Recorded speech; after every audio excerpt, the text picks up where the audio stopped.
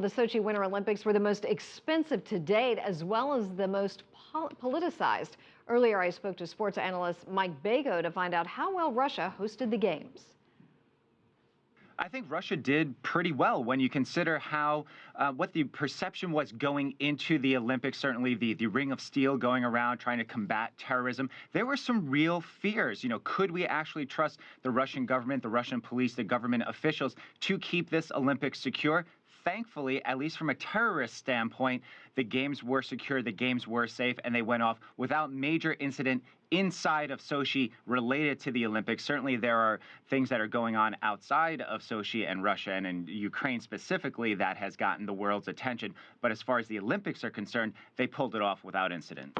Let's talk about the politics surrounding this. This was a real get for Russian President Vladimir Putin. We had guests here on CCTV who said it was an interesting choice to allow Russia to host the games. But he did release some anti-government protesters before the games began, really trying to show the world that he is forward-thinking.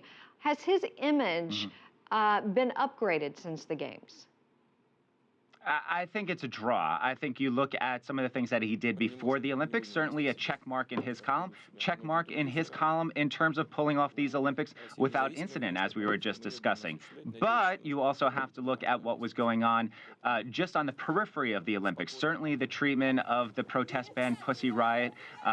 Some may say they brought it upon themselves, but certainly putting the spotlight on them. They were not treated too well. When you look at the Olympics overall, it was an interesting choice to have it in Russia, in Sochi, which probably has more palm trees and more synonymous with being a beach resort than a host venue for the Winter Olympics. There were some warm days, temperatures that produced not the best ski conditions, but overall they pulled it off well. Overall, I think Putin can look at this, and while not an A-plus effort, he could certainly look at it and say that they come across as a proud Olympic host.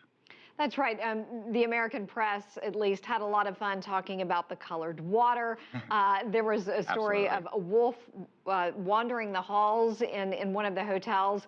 We saw a lot of funny stories coming out of there, but overall, $50 billion. This will definitely go down as the most expensive. And overall, do you think from a structural standpoint, it was a hit? I think it was a hit in terms of what Putin wanted to do in terms of restructuring what this city is known for. The real key, and it's a real key and a real challenge with almost every Olympic city that hosts an Olympics, is what happens after the games are gone. All of the infrastructure, all the billions of dollars, $50 billion, that's just a number that's being reported for these Sochi games. Whether it's even more than that, that's going to be the question that will probably come out over the next few years or so. But what happens with this city? Is it going to be transformed into this destination where it'll be a vibrant city going forward and not just a resort town? That's going to be the challenge for these Olympics, and it's been a challenge for past Olympics like in Atlanta here in the U.S., certainly in Beijing, what has become of those cities after the game. So that's going to be the challenge for Putin's government and for Sochi going forward.